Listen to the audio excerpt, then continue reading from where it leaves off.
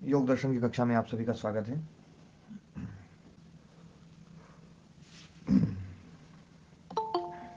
अपने जो सूत्र हो गए हैं 11 सूत्र, 12वां सूत्र चल रहा है अपना। 11 सूत्रों की परीक्षा होनी है और परीक्षा के साथ साथ एक चीज जिस पर मैंने कहा था कि आप लोग अपने में और अपनेपन का जो विस्तार कर रखा है जिन जिन वस्तुओं में, उनकी एक सूची बनाओ और उस सूची में से जो है ना कुछ चीज़ें ऐसी काटो जो कि इसको मैं अब अपना मैं नहीं मानूंगा या अपना नहीं मानूंगा। हाँ, इस वस्तु का उपयोग होना है, पर इस वस्तु के है ना आने से जाने से मैं सुखी और दुखी नहीं होऊंगा, हर्ष और विषाद को प्राप्त नहीं होऊंगा। और उसमें कुछ साधकों ने इसको लिपिबद्ध भी किया पर कुछ ने नहीं किया। तो सभी से निवेदन है कि इस विषय में थोड़ा सा गंभीरतापूर्वक विचार करें, क्योंकि ये साधना बहुत अच्छी साधना है, मतलब प्रारंभिक साधना जो है। तो आप कोशिश करें कि कौन सी वस्तु जो है उसमें आपको हर्ष और विषाद हो रहा है, और एक एक वस्तु का के ऊपर आप प्रयोग करके उसको एक दिन में संकल्प ले लें कि भैया इस वस्तु से मैं हर्ष और विषाद को प्राप्त नहीं होऊंगा, इस वस्तु से हर्ष और विषाद को प्राप्त नहीं होऊंगा, इस वस्तु से मैं सुखी दुखी नहीं होऊंगा, चाहे कुछ भी हो जाए। एक एक वस्तु का आप है ना प्रयोग करके देखिए। जो वस्तु आपको ज़्यादा दुख देती है उस वस्तु से आप है ना जो है उस वस्तु के ऊपर प्रयोग कर सकते हैं। जो व्यक्ति आपको ज़्यादा दुख देता है आप उसके ऊपर भी इस चीज़ का प्रयोग कर सकते हैं। और स्वामी जी, हाँ जी, एक बात पूछनी है आपसे। हाँ कि आपने ये कहा था कि इस संसार में दुख दर्शन आरंभ करो। हाँ जी, इस संसार में घोर दुख है, इसका भी धीरे धीरे अपना दर्शन करना प्रारंभ कर दो। तो जब व्यक्ति दुख के दर्शन करता है तो क्या वो दुख दर्शन करते हुए दुखी ना हो, ये भावना मन में रखे। एक बात बताओ, दुख आना और दुखी होना अलग अलग चीजें है, एक ही चीज है? दुखी होना अलग है और दुख आना अलग है।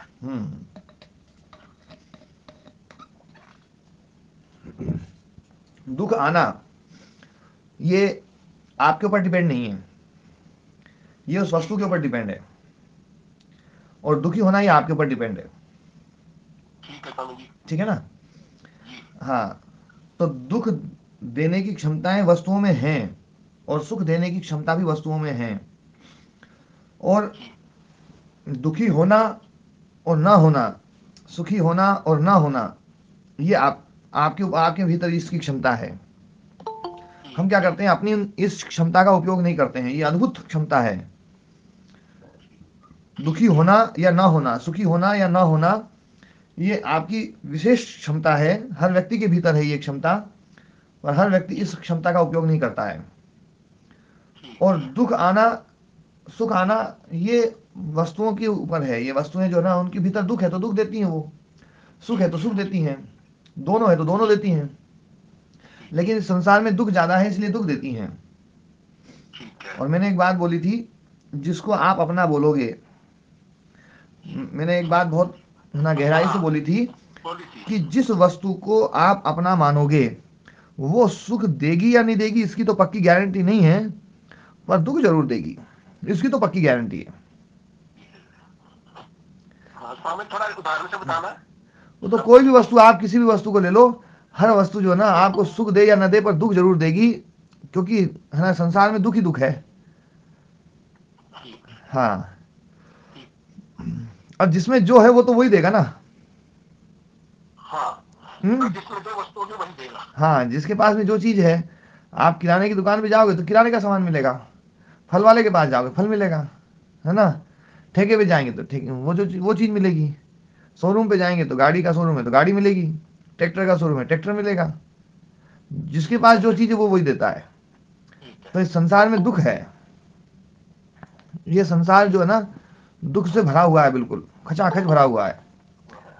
पर ये दुख जो है ना वो दिखाई नहीं देता है।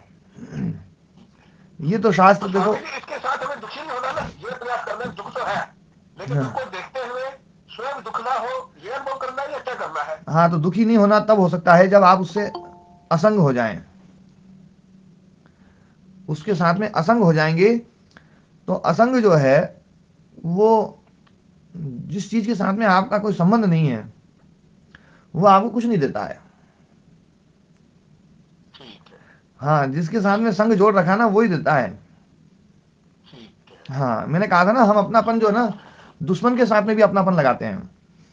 तो दुश्मन के साथ में भी अपनापन लगाते हैं, वो भी दुख देता है। अपनापन जो है ना जहां भी आएगा वो दुख देगा ही देगा, ठीक है। क्योंकि अपनेपन का साथ में संग आ गया। ओ महाराज जी, हाँ जी। महाराज जी, हम अपना जुड़े भी रहे और दुखी भी ना हो, इसी को ही तो कर्तव्य भाव कहते होंगे। कर्तव्य भाव से जुड़ाव समाप्त हो जाएगा प्रधान जी। मतलब फिर वहां जुड़ाव नहीं कहते, फिर वो क्या कहें? बस वो तो एक अपना कर्तव्य है बस। जैसे परिवार में हम रह रहे हैं तो इनसे जुड़ाव खत्म करके बस फिर एक वो हमारे कर्तव्य है। हाँ, जुड़ाव जो होता है ना वो राग से होता है।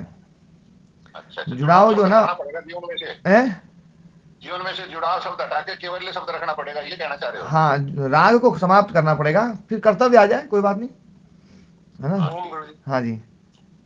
मैं एक निवेदन कर दूं इसके बारे में। जी, ये थोड़ी जल्दी करना, गुरु या फिर क्योंकि या पाठ के अंतिम सत्र में अपन ले लें आपका अनुभव।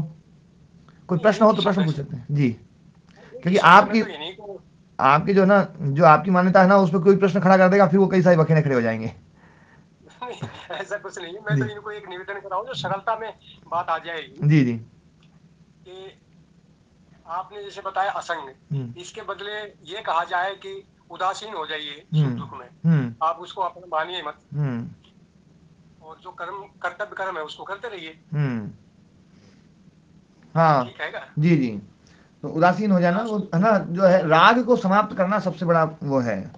राग समाप्त होगा तो है ना जो है चीज थोड़ी सी सही होगी। राग जब तक रहेगा तब तक जो है ना संग बना रहेगा, और संग से जो है ना, जहां संग है वहां कामना जरूर पैदा होती है। संगात संजायते कामः, कामात क्रोधो भी जायते। संग से काम उत्पन्न होता है।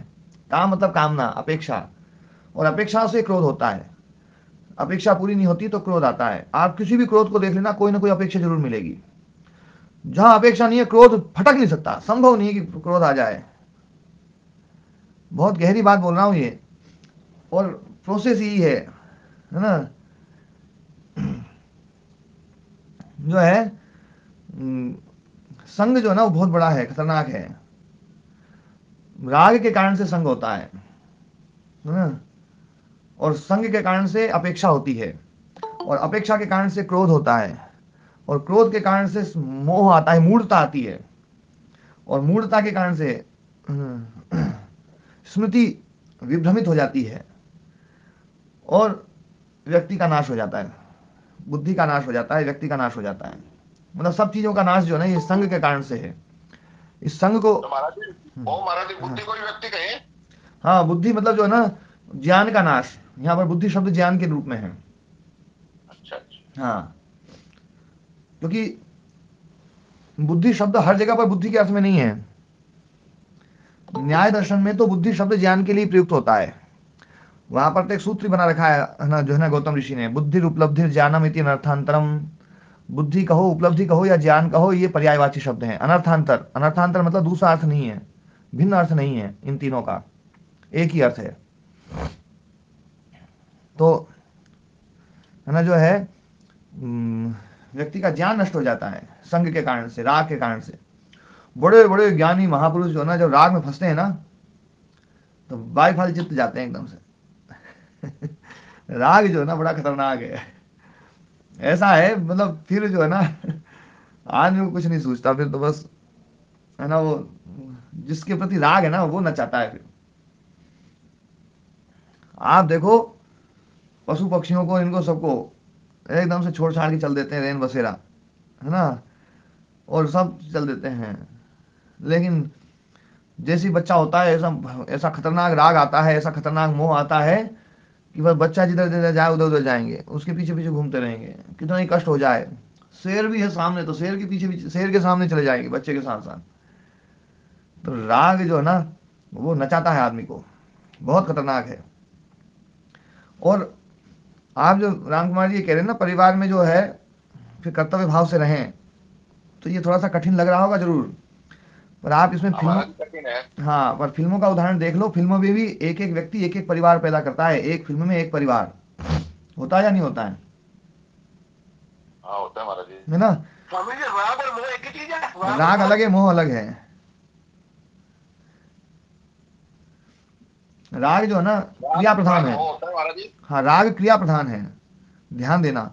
मोह जो है ना राग से भी जो है निचली स्थिति है मोह की। राग जो है ना वो रजोगुणी है, और मोह जो है ना वो तमोगुणी है। मोह में मूढ़ता है, मूर्खता, ठीक है ना? राग में क्रिया है।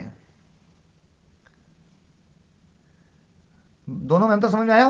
हाँ क्या स्वामी जी, बिल्कुल समझा है ना? महाराज जी, वो तमोगुणी है, वो रजोगुणी है। हाँ, रजोगुण राग और तमोगुण मोह। मोह जो मूढ़ता है ना वो तामस है, बहुत भयंकर। मोह में तो व्यक्ति बिल्कुल ही जो है ना दिग्भ्रमित हो जाता है। राग में तो थोड़ा बहुत यूं तो रहता है, अपना काम तो करता है। मूढ़ता वाली जो अवस्था है, मोह वाली अवस्था, उसमें तो बुद्धि बिल्कुल ही खत्म हो जाती है। तो राग से उधर भी प्रोसेस होता है। देखो, एक तीनों गुणों के बीच में राग बैठा है, सत्व रजस और तमस के बीच में। इन तीनों में बीच में कौन है? रज। रज है। ये रजस जो है ना सत्व की तरफ भी धकेल सकता है, और ये रजस जो है ना तमस की तरफ भी धकेल सकता है। इसमें दोनों दोनों सामर्थ्य है। आप इसका प्रयोग कैसे करते हैं बस ये देखना है। तो राग के बाद में मोह आता है, ये बिल्कुल ठीक है ये प्रोसेस, लेकिन राग और मोह अलग अलग चीज है। तो मैं जो चर्चा कर रहा था कि जैसे फिल्म में एक नायक अपना एक परिवार बसाता है, और उसका बचपन से लेकर के पूरा काम करता है, वो अपना बचपन में संघर्षों में रहता है, पढ़ाई लिखाई करता है, ये करता है, वो करता है, बड़ी है ना जो है ना तकलीफें सहन करता है। फिर किसी से प्यार होता है, फिर उससे है ना प्यार में भी बड़ी बाधाएं उत्पन्न होती हैं, और फिर बड़ी मुश्किल से वो सबको मना मनू करके कैसे कर कुरा करके फिर शादी करता है, फिर बच्चे पैदा होते हैं, और फिर यूं करके फिर किसी बात को लेकर के मर जाता है। फिल्म खत्म। अगली फिल्म में फिर दूसरा परिवार बसा लेता है। जब अगले फिल्म में दूसरा परिवार बसाता है तो पिछली वाली का कुछ याद नहीं रहता है। पिछली वाली का हमारे साथ ऐसे ही तो हो रहा है। ऐसे ही हो रहा है, बिल्कुल है ना। हर जन्म में हम जो है ना नई फिल्म बना रहे हैं, तो है। लेकिन फिल्म बनाते समय ये भूल जाते हैं अपन कि ये फिल्म चल रही है। महाराज जी ने तो बहन ने एक घेरा तो पार कर लिया। हाँ, तो है ना जो है फिल्म का जो ना ध्यान हो जाए ना कि ये भी एक फिल्म है। पिछले जन्म में भी ऐसे ही परिवार था, पिछले जन्म में भी सब कुछ ऐसा कैसा ही था, और उसमें पता नहीं क्या क्या जो है ना हमने वादे किए थे, क्या क्या वो किए थे। सब यूँ सोचते थे कि उस समय जो है ना ये सब मेरा कर्तव्य है, ये सब मेरा कर्तव्य है, ये मेरा कर्तव्य है, ये मेरा कर्तव्य है, और सब छोड़ यार, अब कोई कर्तव्य समझ में नहीं आता है वो। स्वामी जी, हाँ जी। मैंने कहा पूर्व जन्म की स्मृति हाँ। ये फिल्म बनाने वाले भाव को दृढ़ कर सकती है ना। हाँ जी। अगर स्मृति है तो समझ में आए हाँ वास्तव में फिल्म बना रहे हैं, लेकिन ये स्मृति नहीं रहती, और ये हीरो हीरोइन है, इनको सब पता रहता है पिछली फिल्म में हमने क्या किया था। देखो क्या है, पिछली फिल्म में यदि एक ही फिल्म हो, जैसे वो मैंने वो भेजा था ना वीडियो, जो दुलीचंद जी ने भेजा था, तो उस वीडियो में है ना एक फिल्म का याद है, इसलिए वो देखो अपनी बच्ची का वो करने गया, है ना, शादी भी करवाने गया, और ये सब जो है ना। पर मान लो वही फिल्म जो ना उसको 100-200 जन्मों की याद होती, और 500 जन्मों की याद होती, फिर क्या हाल होता। जो महात्मा बुद्ध का हुआ है। फिर वो तो सोचता। 500 जन्मों का याद है स्वामी जी, उनकी जातक कथाएं है ना, हाँ हाँ। उसमें उनको 500 जन्मों का, पूर्व के 500 जन्मों का याद। हाँ, तो मतलब कहने की बात यह है कि जिसको 500 जन्मों का याद हो जाए ना, तो वो किस किस के साथ में कर्तव्य जोड़ेगा, और कितनी तो पत्नी संभालेगा। सब चली गई होंगी स्वामी जी। है ना? तब भी उसको पक्का लगेगा कि मैं फिल्में ही कर रहा था। फिल्म ही कर रहा था तब उसको लगेगा। तो पक्का लग जाएगा। हाँ, फिर इस जन्म की पत्नी भी वैसी लगेगी, बोले यार इसको भी जो ना छोड़ना है। और इस जन्म के बच्चे भी वैसे ही लगेंगे। ये हकीकत है वास्तव में। हम इस परिवार के साथ में बंधे हैं, जिस परिवार के साथ में, इस परिवार के साथ में हमारा कोई परमानेंट कनेक्शन नहीं है। ये जो है ना परिवार है, इसके साथ जो वो लड़का आया ना, जो दूसरे जन्म लड़का बारे में तो यही बताया है, मेरा ही परिवार है, मेरी लड़की है। हाँ परिवार बताया था जी पूरा जी। वही कहा था पहले सुन। तो जो है ना अपनी चर्चा जो चल रही थी वो ये है कि संघ को खत्म कर दें। संघ सबसे बड़ा दोष है। देखो, संगात संजायते काम, कामात क्रोधो विजायते, जो है ना, ना जो है। तो इसलिए संग को खत्म करना है। और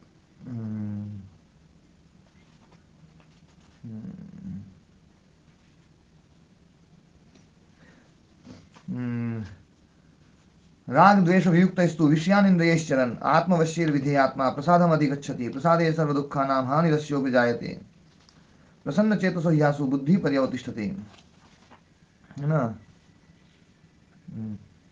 तो है ना जो है ये गीता के श्लोक हैं, दूसरे अध्याय की हैं।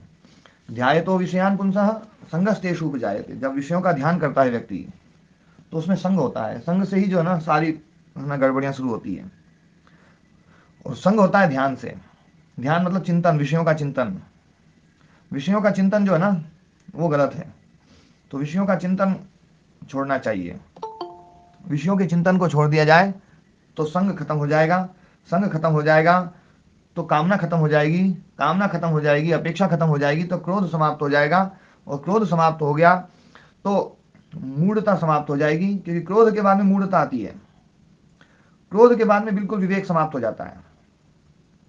और मूढ़ता के कारण से जो है ना जो ज्ञान का नाश, बुद्धि का नाश होता है, वो जो है वो नहीं होगा। इसलिए राग द्वेष वियुक्त विषयान इंद्रियश्चरन्, विषयों में इंद्रियों को राग द्वेष से रहित होकर के, है ना, आत्मवश्य विधेयात्मा, उनको आत्मवश्य मतलब है ना वश में कर लिया जाए इंद्रियों को, है ना। प्रसादम अधिगच्छति, उस अवस्था में व्यक्ति प्रसाद को प्राप्त होगा। प्रसाद मतलब प्रसन्नता को। प्रसाद कहो और प्रसन्नता एक ही चीज है, दोनों में धातु एक ही है। सदली विषण गत्यो साधनेषु धातु है सद धातु। प्रपूर्वक सद धातु का जब अर्थ होता है प्रसाद कहो या प्रसन्नता कहो, जो है ना जो है भोजन को भी प्रसाद इसलिए बोलते हैं क्योंकि उसमें प्रसन्नता होती है, तो प्रसन्न हो जाता है। प्रसादम अधिगच्छति, और प्रसादे सर्व दुखा नाम हानि नश्यो विजायते। जब प्रसन्नता हो जाती है तो सारे दुखों का नाश हो जाता है। और प्रसन्न चेतसो ह्यासु बुद्धि पर्यवतिष्ठते, जिसकी जो ना जिसका चित्त प्रसन्न है उसको ही उसकी ही बुद्धि स्थित होगी, ज्ञान स्थित होगा।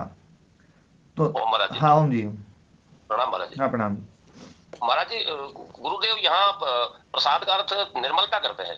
हाँ, प्रसन्न का अर्थ, प्रसन्न जो है ना, प्रसन्न वही होता है जो निर्मल होता है। जी महाराज जी। प्रसन्न वही होता है जो निर्मल होता है। प्रसाद का वास्तविक अर्थ तो प्रसन्नता ही है। जी। प्रसन्नता निर्मलता ही रहेगी, है ना। हाँ, जहां भी निर्मलता है वहीं प्रसन्नता है, ठीक है ना। जी गुरु। हाँ जी स्वामी जी। हाँ जी। ये जो व्यास भाष्य है इसकी जो संस्कृत की का हिंदी व्याख्या का कंटेंट नहीं है क्या? जैसे संस्कृत में जो आप व्याख्या करते हैं ना, इसका हिंदी कंटेंट नहीं है क्या? हिंदी कंटेंट दे सकता हूँ मैं आपको, पर वो हिंदी कंटेंट में जो है ना आप हो गई इसने इन्होंने ये अर्थ गलत कर रखा है। फिर मैं दूसरा कंटेंट दूंगा तो वो दूसरे वाले वहां तो सही करेंगे, दूसरी जगह गलत करेंगे। 10 भाष्य बताते हैं स्वामी जी। हाँ, आप जो अर्थ बताते हैं ना वो मिले, क्योंकि हम लोगों को उस समय तो याद रहता है सब जो आप बताते हैं, तो इसलिए मैं रिकॉर्डिंग भेजता हूँ ना, इसलिए मैं रिकॉर्डिंग भेजता हूँ और इन अर्थों को तो फिर आप लोग लिख सकते हैं। बाकी देखो मैं जो है अर्थ जो करता हूँ ना व्याकरण की दृष्टि से, और जो भी है चीज जो है ना उस हिसाब से मैं अर्थ करता हूँ। अरुण चौधरी जी जुड़े हुए हैं क्या? ओम नमस्ते स्वामी जी। हाँ नमस्ते जी, नमस्ते जी जी। हाँ जी, तो है ना जो है जो व्यास भाष्य जो है जो व्यास मुनि जी ने कहा है उस संस्कृत का मैं अनुवाद करता हूँ। और अनुवाद करने पर हो सकता है कई बार हमारे कुछ आग्रह पहले वाले जो है ना वो जो है ना टूटते हैं या उनमें टकराव होता है। कई बार टूटते भी है, कई बार टकराहट भी होती है। तो टकराहट में जो है ना टूटता कोई सा भी नहीं है, और दोनों ही चीज़ प्रबल हो जाती हैं, तो वो ऐसी परिस्थिति बन जाती है। तो ऐसी परिस्थितियाँ वाली जो चीज़ें हैं उनको थोड़ा सा अलग हटा करके बाकी जहाँ टकराव नहीं है उनको ग्रहण कर लिया जाए, टकरावट वाली कुछ बाद में देख लेंगे। क्योंकि आज जो ना जो मैं पढ़ाऊंगा ना उसमें भी कुछ टकराहट आएगी। जैसे ये अभिनिवेश शब्द है ना स्वामी जी, हाँ अभिनिवेश जी, उसमें कुछ लोगों ने व्याख्या की है कि पूर्व निवास के प्रति आकर्षण।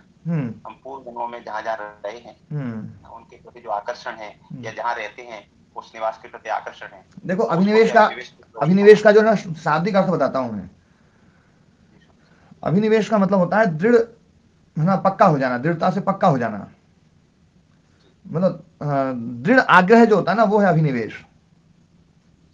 भय जो है ना ये इसका आग्रह बड़ा दृढ़ है। मृत्यु का भय जो सबसे खतरनाक है, सबसे दृढ़ है वो, सबसे दृढ़ होने के कारण से अभिनिवेश है ना, जो ना मैंने एक बार चित्त के धर्म बताए थे, उसमें एक अभिनिवेश धर्म बताया था महाराज जी आपने, बिल्कुल गहराई से बैठा लेने को अभिनिवेश कहते हैं, तो ये बहुत बड़ा इतना गहराई बैठ गया, इसका नाम ही अभिनिवेश कह दिया गया। हाँ, मैंने एक बार जो ना ग्रहण, धारण, ऊह, अपोह, तत्व ज्ञान और अभिनिवेश बताया था,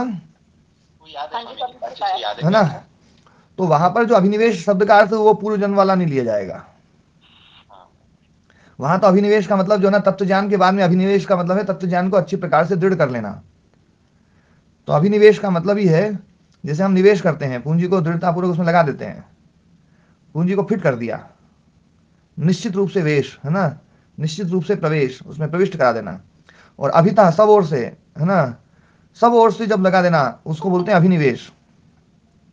मतलब पूरी दृढ़ता के साथ में जो है ना वो है ना एक स्थिर हो जाना, ये है अभिनिवेश, दृढ़ आग्रह,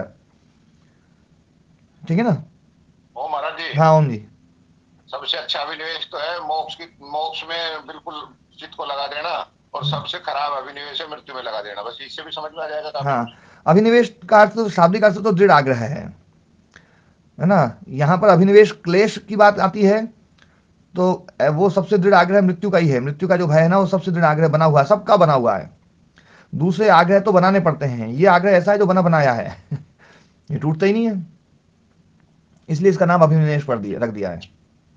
स्वामी जी, हाँ जी, किसी ने मृत्यु शब्द अर्थ लिया, और जैसे अभी व्यास जी ने कहा कि पिछले जन्मों क्या कहा मुझे ध्यान नहीं रहा, पर उससे अर्थ लिया, तो पिछले जन्म के निवास का ध्यान रखना, पिछले जन्म के जो निवास हैं ना उनके प्रति आकर्षण, या जहाँ हम रहते हैं उन स्थानों के प्रति आकर्षण। तो स्वामी जी, हम इसका अर्थ मृत्यु लें या किसी ने कुछ और दिया, तो इसके बारे में हम कैसे निश्चित हों कि इसका यही अर्थ सही होगा? देखो ये तो जो ना इसमें तो फिर तर्क चलेगा कि इस शब्द का यही अर्थ लिया जाए, दूसरा ना लिया जाए, इसमें तो वैयाकरण जो है ना वो बताएंगे, जी समझ, है ना। बाकी अर्थ अलग करने वाले लोग तो खूब सारे अर्थ अलग करते हैं, इतने इतने घुमा देते हैं बिल्कुल एकदम जो ना, क्योंकि हर चीज के कई कई अर्थ होते हैं। हाँ जी, हर चीज के कई कई अर्थ होते हैं, है ना। कल एक में वाक्य बोल रहा था, कंबलवंतम बाधते शीतम, है ना। प्राचीन वाक्य है, पहले से चलता आया है, कंबलवंतम बाधते शीतम। कंबलवंतम मतलब कंबल वाले को, कंबल वाले को, जिसके पास कंबल है, रजाई नहीं है, सोड़ वाला नहीं है कंबल वाला है। तो कंबलवंतम मतलब कंबल वाले को, बाधते शीतम, है ना। शीत नहीं, शीत बाधित करता है, ठंड लगती है। पहले कंबल ऐसी नहीं होती थी ना, आजकल कंबल बहुत मोटी मोटी कंबल आ गई हैं।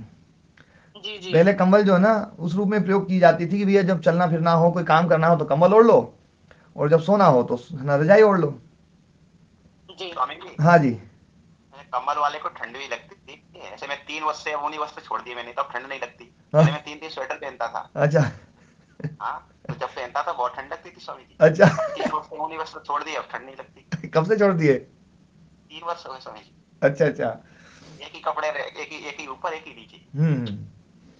तो ठंड। हाँ, राहुल गांधी भी बिना गर्म कपड़ों के चल रहा है। हाँ हाँ, तो अभी अपनी चर्चा इधर उधर भटक जाएगी, फिर से अपन मैं बोलता हूँ। मैं वाक्य जो ना मैं 2 अर्थ निकलते हैं, कैसे अर्थ निकलते हैं मैं ये बता रहा हूँ। कंबलवंतम बाधते शीतम, है ना, कंबल वाले को शीत बाधित करता है। अब इसका किसी ने अर्थ कर दिया कम बलवंतम बाधते शीतम, जो कम बलवान है, ज्यादा बलवान नहीं है, उसको शीत बाधित करता है फिर किसी ने अर्थ किया, बोले कम मतलब किसको, प्रश्नवाचक है, बोले किस बलवान को शीत बाधित करता है ना। किसी को नहीं, बलवान जो है उसको बाधित, शीत बाधित नहीं करेगा, कमजोर कोई ठंड लगती है। तो जो है अब एक ही वाक्य कई कई अर्थ निकल रहे हैं। सारंग ने सारंग हो सारंग पहुंचो आए, जो सारंग सारंग कहे तो सारंग मुख से जाए। सुना होगा ये वाक्य? है? हरि बोला हरि ने सुना, हरि गया हरि के पास, वो हरि हरि में गया तो वो हरि भया उदास। ये भी सुना है? है ना। तो हाँ, कनक कनक ते सोगुनी और मादकता अधिक आए, एक खाए थे बोरा है, एक पाए थे बोरा है।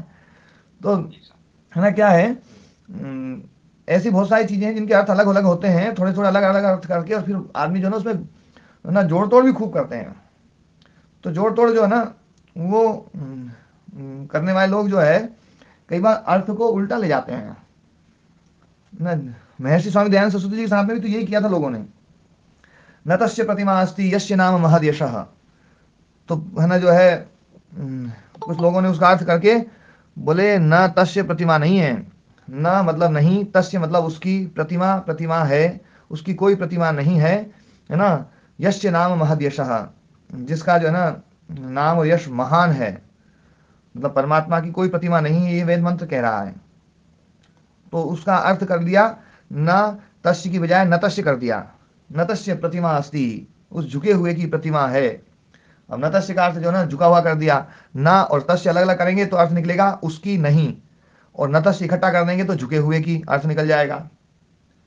तो महर्षि दयानंद जी को इस बात को सिद्ध करने में बहुत मतलब ना जो है ना पापड़ बेलने पड़े, और कहाँ कहाँ से है ना पौराणिक विद्वानों को उधर से बुलाना पड़ा दक्षिण भारत से, और बोले घन पाठ और जटा पाठ और पद पाठ वो करो और वो करो, तो वो उसमें भी बड़ी समस्या होती हैं।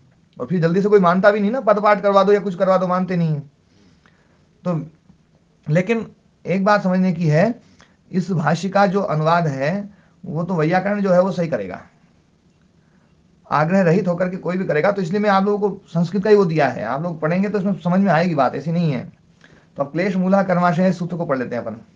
क्लेश मूलः कर्माशय दृष्टादृष्ट जन्म वेदनीय। तो क्लेश मूल है जिसका ऐसा कर्माशय, ये पाप वाला भी है और पुण्य वाला भी है।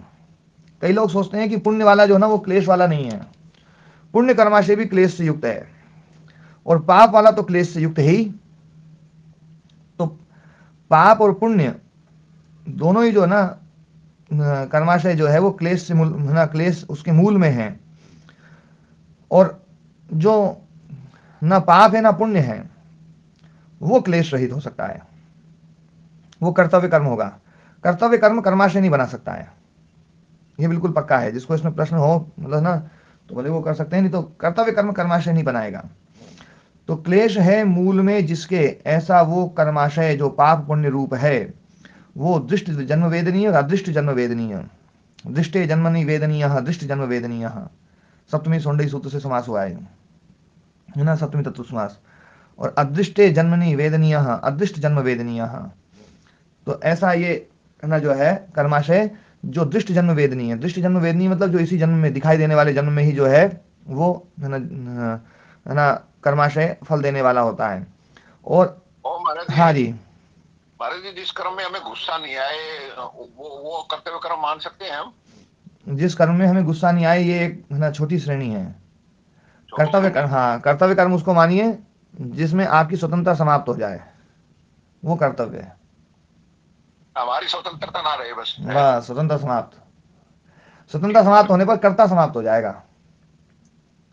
क्योंकि कर्ता वही होता है जो स्वतंत्र होता है। स्वतंत्र कर्ता है ना, जहां हाँ कर्ता जहां होती है, जहां कर्ता होता है वहीं कर्म होता है, इसलिए उसको कर्म योनि बोलते हैं। जहां कर्तृत्व है और जहां कर्तृत्व नहीं है वो कर्म योनि नहीं है, भोग योनि है, वहां हम कर्ता नहीं। जो काम कर रहे हैं तो परमात्मा ले जा रहा है, वहां जा रहे हैं, ये मान ले। कर्तव्य कर्म का मतलब है शास्त्र ने ये कहा इसलिए हमें करना है, इसमें हमें कुछ हमें फल की इच्छा नहीं है, ये तो करना है। हाँ फल की इच्छा से रहित जो कर्म होगा ना वो कर्तव्य कर्म है।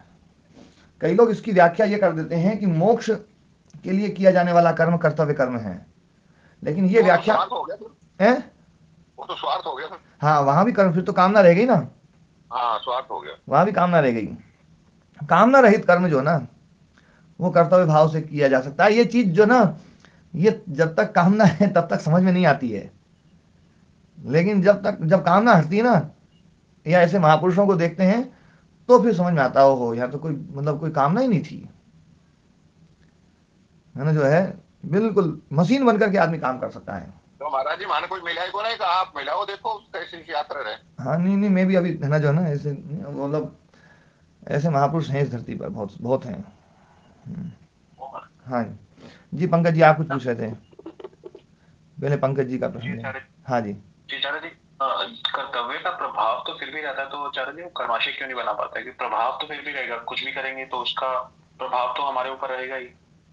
देखो क्या है, कर्तव्य है ना कर्माशय तब बनेगा जब आपने कर्म जो है ना स्वतंत्रता पूर्वक किया है। जी वो प्रभाव तो अपना पीछे छोड़ेगा ही ना, कर्माशय बन ही नहीं सकता, संभव ही नहीं है।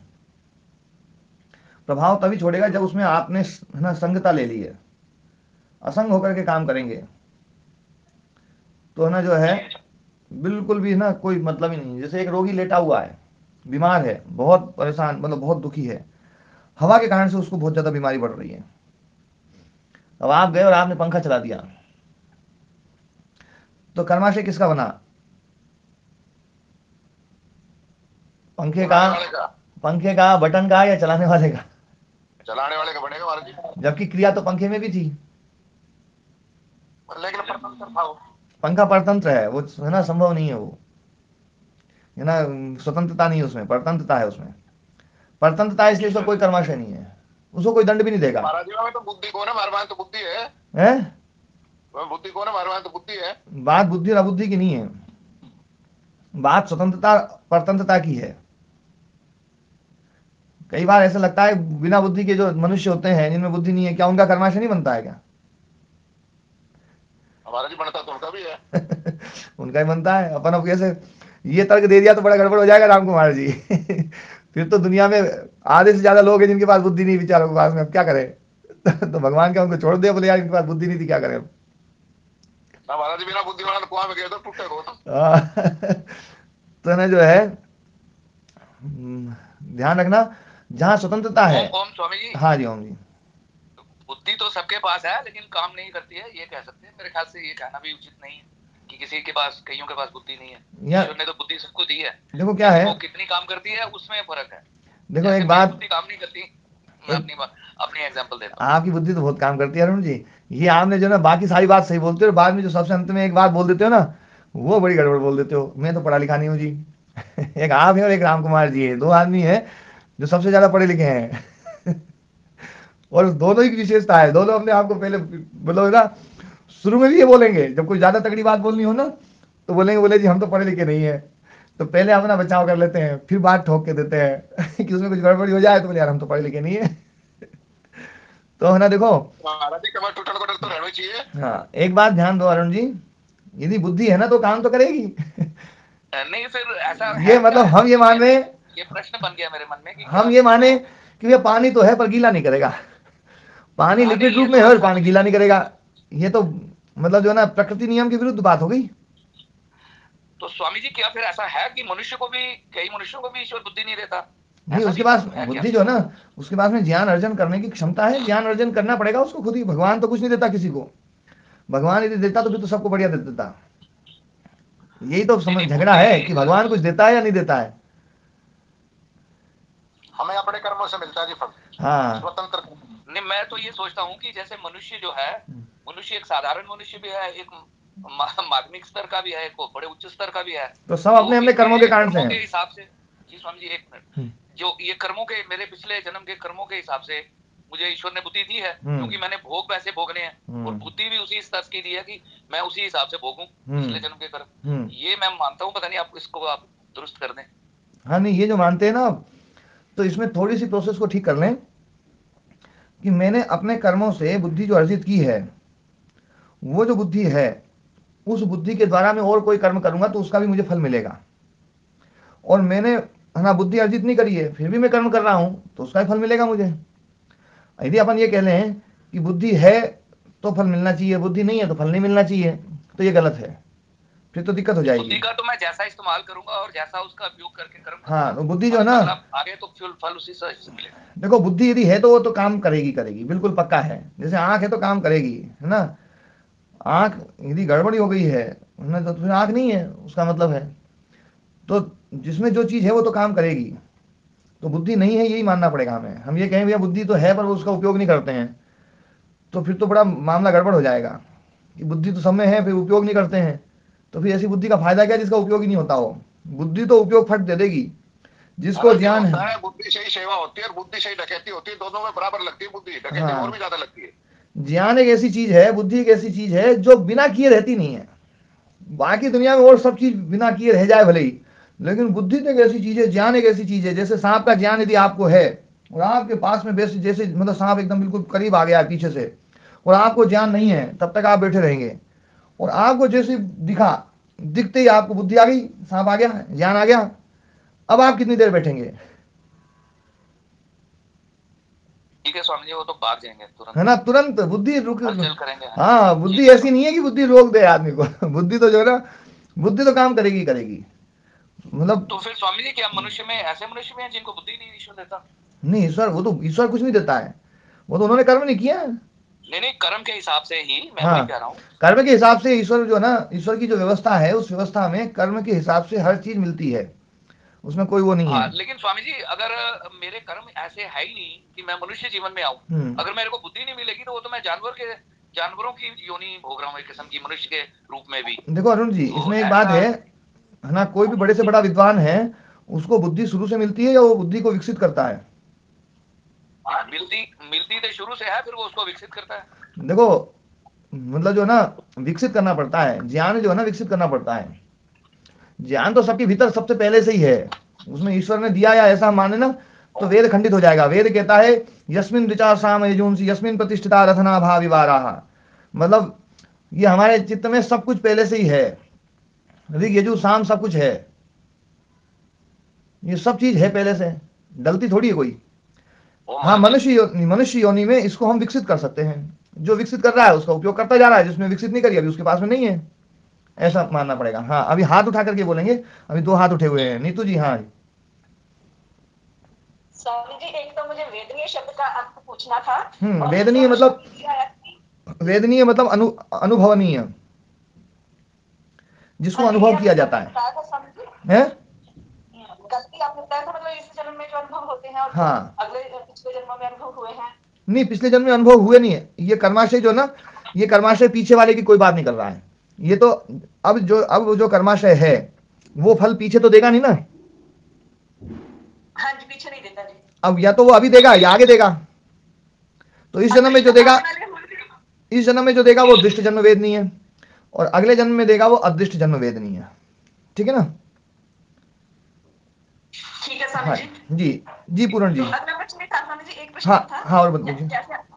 जैसे आपने कहा कि बुद्धि को विकसित करना पड़ता है, तो जैसे भी हमारी बुद्धि काम नहीं करती है ज्यादा, तो हम इसको मतलब ज्यादा अध्ययन करके विकसित कर सकते हैं, तो स्मरण शक्ति भी काम नहीं करती है, उनको कैसे किया जा सकता है?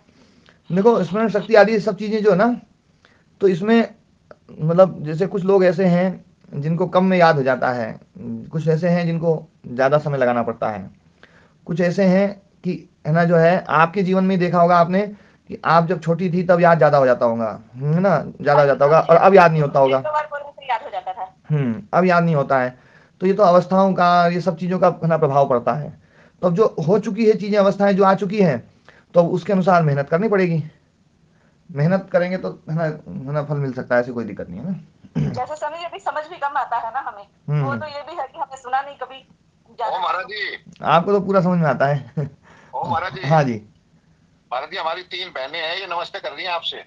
ठीक है। राधे भैया। हाँ जी, सभी को नमस्ते, सभी को नमस्ते। बहन जी, महाराज जी राधे तो नमस्ते नहीं है। चलो कोई नहीं, है ना अरुण जी। ठीक है, ठीक है, ठीक है, ठीक है जी, ठीक है। हाँ जी पूरण जी, आप कुछ पूछना चाह रहे थे?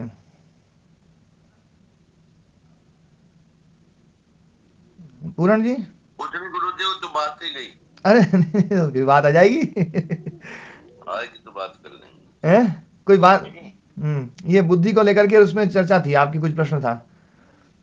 स्वामी जी। हाँ जी। ये निवेदन कर रहा था कि मन में ये जिज्ञासा रहती है कि प्रारब्ध के अनुरूप हमें इस जन्म में बौद्धिक स्तर प्राप्त हुआ है, फिर हमारा इस जन्म का जो आचरण है वो उसी बुद्धि के अनुरूप होगा, तो फिर हम अपने आचरण को उन्नत कैसे करें? देखो क्या है इसमें, जो आपने ये बात बोली है, ये मनुष्य के अलावा बाकी और सब जीवों में घटती है। मनुष्य के अलावा बाकी और सब योनियों में ये चीज घटती है। सब योनि वाले जो है ना, जितने भी जीव हैं, वो उनका जो ज्ञान है, स्वाभाविक ज्ञान, उस स्वाभाविक ज्ञान वो न तो उनका खत्म होगा न वो बढ़ेगा, वो उनका बिल्कुल पक्का है। मतलब जो कुत्ते के भीतर है ना ज्ञान है, कुत्ते के भीतर भी कुछ ज्ञान है ना, सूंघने की शक्ति उसकी विशेष है, या ऐसी शक्तियां विशेष हैं, तो वो है, वो स्वाभाविक है, वो बचपन से है और अंत तक रहेगी, है ना। उसका भौंकने का है स्वभाव रहेगा। उनके भीतर काम वासना है तो वो ऐसी नहीं रहेगी, है ना, जो है वो सहज रूप से उसमें नियंत्रण रखते हैं। और जैसे ही कोई हिट पे आए, है ना, जो ना साथी, तो फिर उनसे रुका नहीं जाता है। ये उनकी एक स्वाभाविक प्रवृत्ति है। अब हम मनुष्य को देखते हैं तो मनुष्य में ऐसा नहीं है। मनुष्य में क्षमताएं विकसित करनी पड़ती हैं। ऐसा नहीं है कि क्षमताएं जो ना वो शुरू से हैं और वो वैसी की वैसी रहेंगी, ऐसा नहीं है। हर क्षमता विकसित करनी पड़ती है, यहाँ तक कि तैरने की कला भी विकसित करनी पड़ती है। हर चीज विकसित करनी पड़ती है, तो इसमें विकास की संभावना है। इसलिए हम ये नहीं कह सकते कि ये जो चीज है ना, ये तो जैसी मिल गई उसके हिसाब से जीवन चलेगा। तो फिर तो कर्म का फल दिया ही नहीं जा सकता है, क्योंकि जैसा उसको दे दिया उसके हिसाब से उसने कर्म कर दिया, खत्म बात, है ना। हमने किसी कंप्यूटर में सॉफ्टवेयर डाल दिया बढ़िया वाला, उसने वैसा कर्म कर दिया। हमने किसी कंप्यूटर में घटिया वाला डाल दिया, उसने वैसा कर्म कर दिया। तो क्या हमने जिसने घटिया कर्म किया उसको डंडा मार दें? हैं? फिर तो दंड नहीं दिया जा सकता है। दंड तभी दिया जा सकता है जब स्वतंत्रता होगी। इसलिए मनुष्य के इसमें स्वतंत्रता है कि वो अपनी क्षमताओं को विकसित कर सकता है, और विकसित करते ही हैं, विकसित करते ही हैं। ये जो दर्शन है ना, ये दर्शन गलत है कि, है ना, जो ना शुरू से दे दिया जाता है ज्ञान, जो ना भगवान के द्वारा ज्ञान दे दिया गया शुरू से, तो फिर तो, है ना, कोई वो नहीं है। हम इसको विकसित करते हैं, इसको ना इसको जागृत करते हैं। बाकी सब चीज़ें सब में है ही, अनादिकाल से है। ऋग यजु साम अनादिकाल से सबके चित्त में पड़ा हुआ है। वेद मंत्र तो यही कहता है कि वेद ये कहता है कि हमारे मन में ऋग यजु साम सब है, सारा ज्ञान हमारे भीतर है, उसको जागरण करना है। वो जागरण हो जाएगा तो जागरण की क्षमता मनुष्य योनि में है, तो जिसने जागरण किया उसका उपयोग करेगा। जैसे किसी, हाँ प्रणाम जी महाराज जी। महाराज जी फिर तो जो हर एक व्यक्ति अग्निवायु आदित्य अंगिरा बन सकता है, हर व्यक्ति बन सकता है महाराज जी। तो उनको फिर परमात्मा ने क्या दिया, स्पेशल थोड़ा दिया उनका, तो उन्होंने अपनी जान जागृत कर दिया। तो महाराज जी यही तो मैं बोल रहा हूँ, परमात्मा ने दिया, यदि ये बात हम बोलेंगे ना तो फिर तो बड़ी गड़बड़ी हो जाएंगी। और परमात्मा में फिर हमें क्रिया माननी पड़ेगी, और परमात्मा में क्रिया मान लेंगे तो फिर क्लेश कर्म विपाक आशय अपराम निष्ठा पुरुष विशेषा ईश्वरा जो कहा गया ना, कि उसमें कर्म नहीं है, क्रिया नहीं है। वो मतलब कर्म मानती ही उसको वो परिणामी हो जाएगा महाराज जी। परमात्मा अपरिणामी है ना। इसलिए ये प्रोसेस जो है ना, ये उसकी उपस्थिति में ही मानना पड़ेगा कि उसकी उपस्थिति तो आवश्यक है, बिना उसकी उपस्थिति के संभव नहीं है कुछ भी। ये व्यवस्था उसकी उपस्थिति के बिना चल नहीं सकती, ये बिल्कुल यथार्थ है। लेकिन, है ना, उसकी उपस्थिति में भी ये होता सब कुछ है ना, जो है ना, ये अपने ही कर्मों से है। तो महाराज जी उस समय तो मतलब सारे लोग पवित्र भाव के थे, तो ये मतलब विशेष परमात्मा की कृपा मानेंगे तो उनके अंदर ही ज्ञान उद्भूत हुआ और उनके अंदर नहीं हो पाया। देखो महाराज जी क्या है, परमात्मा की ये व्यवस्था है कि जहां पर भी इस ज्ञान की जागरण की, प्रथम जागरण की आवश्यकता पड़ती है, उसकी उपस्थिति में वो जागरण होता ही है। ये की व्यवस्था अनादिकाल से चली आ रही है? वो तो आज भी होता ही है, दिन को और वो आज भी होता है। जब ज्ञान जब ऐसा हो जाता है, ऐसा लगता है जैसे लुप्त हो गया, तो फिर कोई ना कोई जागरण करने वाला होता ही है ना। हम महर्षि स्वामी दयानंद सरस्वती जी को तो, है ना, जागरण करता मानते ही ना। थे भी महाराज जी। हाँ थे वो तो, मतलब, है ना, पर मैं पूछ रहा हूँ ना कि भैया उनको हम ऐसा मानते हैं भैया उन्होंने जागरण किया है, उन्होंने वेदों का उद्धार किया है। तो वेदों का उद्धार तो कौन कर सकता है? यदि हम यूँ माने भैया कि वेद तो जो ना प्रारंभ में दे दिए, फिर कौन उद्धार करेगा? और यदि हम ये मान लें कि हर व्यक्ति के भीतर सामर्थ्य है उसके जागरण का, तो फिर इसका उद्धार किया जा सकता है, इसका जागरण किया जा सकता है। वेदोद्धारक का मतलब ही है कि ज्ञान का जागरण किया उन्होंने। हाँ जी। ओम प्रणाम स्वामी। हाँ प्रणाम जी। स्वामी जी ये तो जागृत करना ऐसा हुआ जैसे कि काट में अग्नि समाई हुई है लेकिन दिखाई नहीं देती, और जैसे हम उसको सिद्ध करते हैं या जलाते हैं तो वो प्रकट हो जाती है। जी स्वामी जी। क्लेश मूलः कर्माशय। हाँ जी। अवन थोड़ा सा सूत्र पढ़ लें। हाँ जी। पहले तो ऋषियों के जब ज्ञान प्रकट हुआ तो उस समय तो किसी कोई बताने वाला समझाने वाला नहीं था, तो सारे मंत्र और वो ऐसे कैसे प्रकट हो गए फिर उनके अंदर अग्निवायु आदित्य अंगिरा के? देखो क्या है, इस प्रोसेस में आपको ये मानना पड़ेगा, जो आपने माना है उसमें ये मानना पड़ेगा कि चित्त का नया निर्माण होगा। ये मानना पड़ेगा जी, है ना, चित्त का नया निर्माण होगा, और चित्त में कोई संस्कार नहीं है, चित्त में कोई अविद्या नहीं है, हैं? फिर वो अविद्या कहाँ से आएगी? उसको कौन बनाएगा? और बड़ी गजब की बात हो जाएगी फिर तो, कि परमात्मा पहले अविद्या बनाएगा, पहले अविद्या डालेगा, और अविद्या डालने के बाद में फिर उसके बाद में वो विद्या देगा कि भैया चलो पहले अविद्या दे दी, अब तुम विद्या ले लो। तो फिर तो बड़ा मामला उल्टा सीधा हो जाएगा। इसलिए हमें ये मानना पड़ेगा कि ये सब पहले से चल रहा है, उस चित्त में वो सब संस्कार हैं। तो जब संस्कार हैं तो हम ये नहीं कह सकते कि सब कुछ खाली था। खाली कभी नहीं हो सकता ये, और यदि खाली हो गया तो फिर भर नहीं सकता कोई। तो महाराज जी यहाँ एक बात मन में उठ रही है, हाँ, कि फिर तो हर जो है ज्ञान वेद का ज्ञान हो जाएगा। हम भी जो है ना, जैसे वेद को ये हम अपौरुषीय मानते हैं, तो फिर तो हमारे अंदर भी जो ज्ञान है वो भी अपौरुषीय है।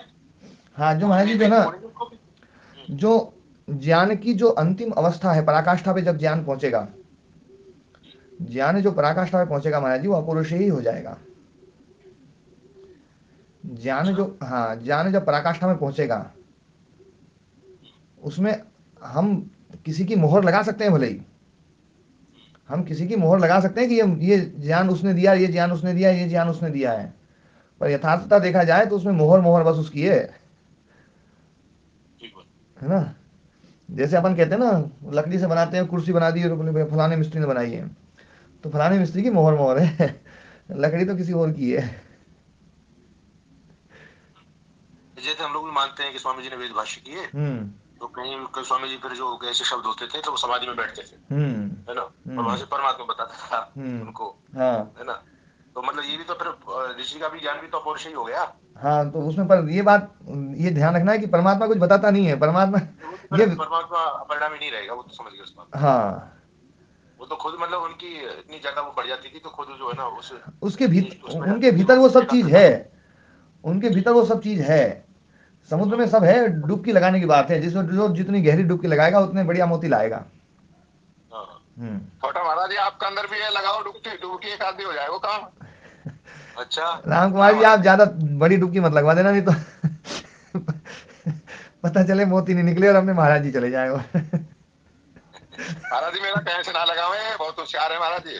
हाँ जी, हाँ जी, अरुण चौधरी जी आपका प्रश्न आया है। जी जी, मैं ये कह रहा था, आपने कहा कि कईयों लोगों की बुद्धि नहीं होती है मनुष्य के लिए, वो मुझे अभी तक पच नहीं रहा स्वामी जी। तो बुद्धि होती है तो ये मान लेंगे, तो फिर तो जो ना, फिर वो गलत क्यों कर रहे हैं?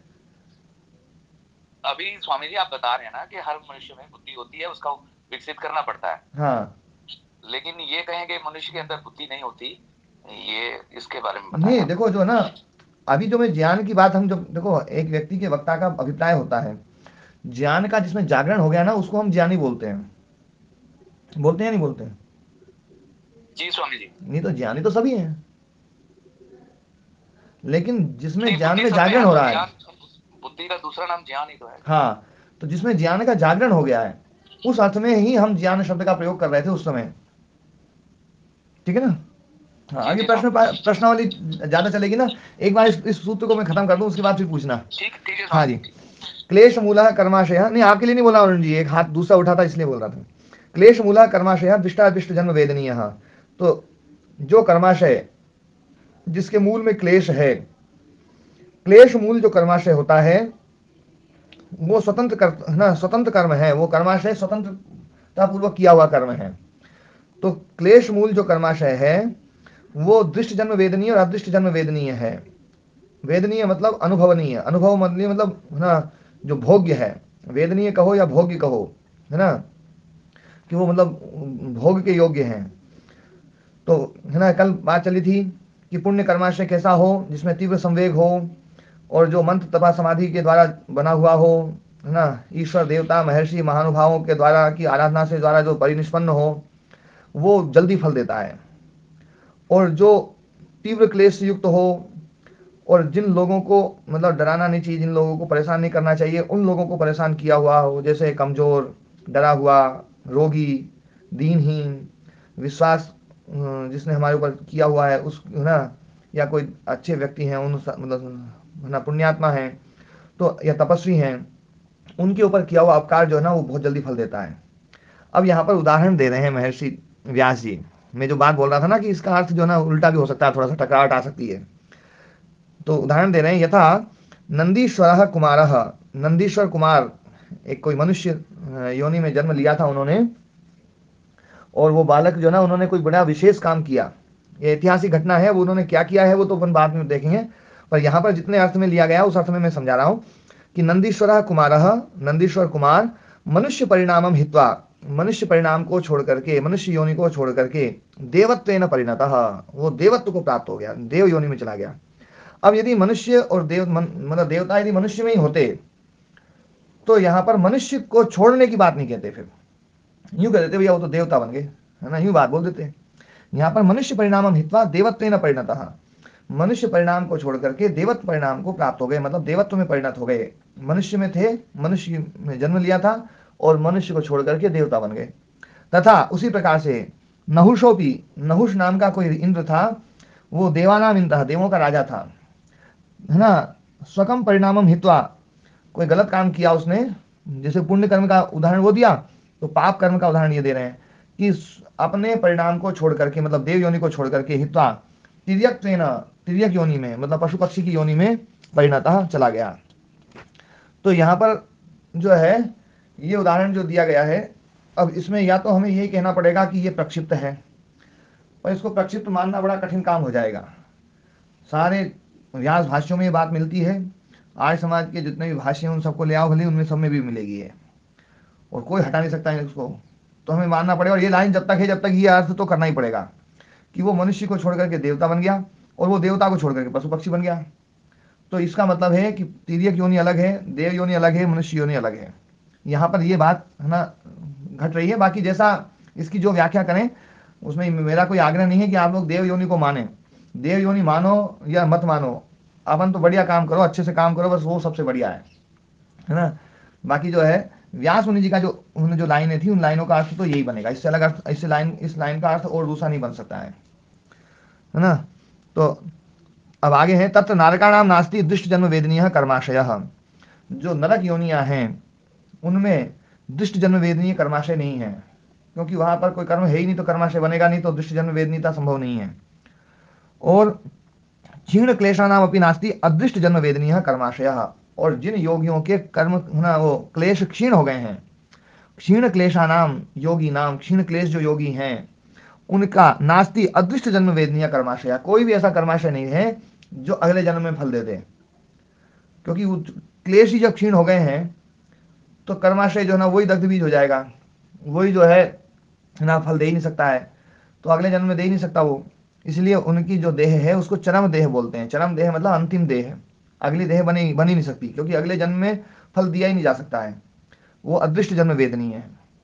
अदृष्ट जन्म वेदनीय नहीं हो सकता है। अदृष्ट जन्म वेदनीय का मतलब है इस जन्म के अलावा आगे कितने भी जन्म बाद, चाहे वो है ना 1 अरब साल बाद, 1 खरब साल बाद, है ना 31 नील साल बाद, और उससे भी और आगे कोई कल्पना करे उसके बाद में भी यदि वो फल दे रहा है तो वो फल, वो कर्माशय भी अदृष्ट जन्म वेदनीय माना जाएगा। लेकिन भाष्यकार यहाँ पर कह रहे हैं कि जिनके क्लेश क्षीण हो गए हैं उनका कर्माशय अदृष्ट जन्म वेदनीय नहीं होता है, अदृष्ट जन्म वेदनीय संभव नहीं है, उनको है ना वो फल दे दे आगे। तो ये है ना यहाँ पर ये सूत्र समाप्त हुआ।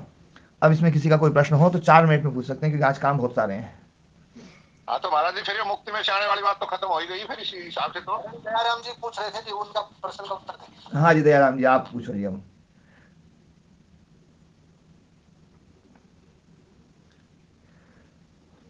वैसे प्रश्न तो अरुण जी के मन में भी होंगे बहुत सारे। हाँ जी धर्मेंद्र जी। हाँ महाराज मैं तो कर रहा था कि यहाँ बुद्धि के ऊपर जो चर्चा चल रही है, तो बुद्धि शब्द से तो अलग अलग अर्थ लेने पड़ेंगे जी। हाँ बुद्धि यंत्र, एक बुद्धि यंत्र, एक बुद्धि क्षमता, तो यहाँ दोनों को जो गड़बड़ कर रहे हैं इसलिए ये कंफ्यूजन हो रहा है। देखो बुद्धि का अर्थ जो है ना इस शास्त्र में योग दर्शन में तो बुद्धि शब्द का अर्थ है ना चित्त, लेकिन बाकी जगह पर बुद्धि शब्द का अर्थ ज्ञान रूप में होता है। और ये जो खोपड़ा है, जो दिमाग है, ये दिमाग जो है ये यंत्र है, इसके लिए भी बुद्धि का प्रयोग कर देते हैं लोग। तो 3 अर्थ हो गए हैं, तो तीनों में जो ना बुद्धि नहीं है, इसका मतलब है ना उसके भीतर ज्ञान नहीं है अभी। बुद्धि अर्थ ना ज्ञान अर्थ वाला है वो। महाराज जैसा आदरणीय अरुण जी जैसा प्रश्न उठा रहे थे उस पर मैं ये कहना चाह रहा था, ये याद दिलाना चाह रहा था कि बुद्धि का के दोनों अर्थ एक साथ लेंगे तो फिर गड़बड़ होगी। जैसे बुद्धि नहीं है तो इसका मतलब ये नहीं कि उसके बाद बुद्धि यंत्र ही नहीं है। जी हाँ बस इतना ही नहीं। जी इतना ही निवेदन था हमारा। जी जी। हाँ जी धर्मेंद्र जी। स्वामी जी हम्म। बुद्धि का मतलब ये, जैसे बुद्धि तो उनके पास जो आतंकवादी होते हैं, जो गलत कार्य करते हैं, क्या वो बुद्धिहीन होते हैं? वो बुद्धि गलत होती दिशा है, में होती है उनकी? बुद्धि होती है, पर ना वो उनकी जो उनका जो ज्ञान है ना, वो ज्ञान जैसा है उनका, उस हिसाब से वो काम कर रहे हैं। उन्होंने अपने ज्ञान को जैसा विकसित किया है ना, उसके हिसाब से वो काम कर रहे हैं। इसका मतलब ज्ञानी है वो, उसका फल उन्हें मिलेगा। महाराज बुद्धि और ज्ञान में भी भेद है।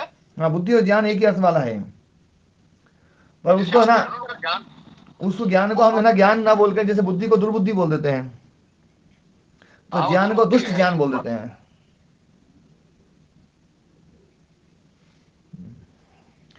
ये सब स्वार्थ युक्त है।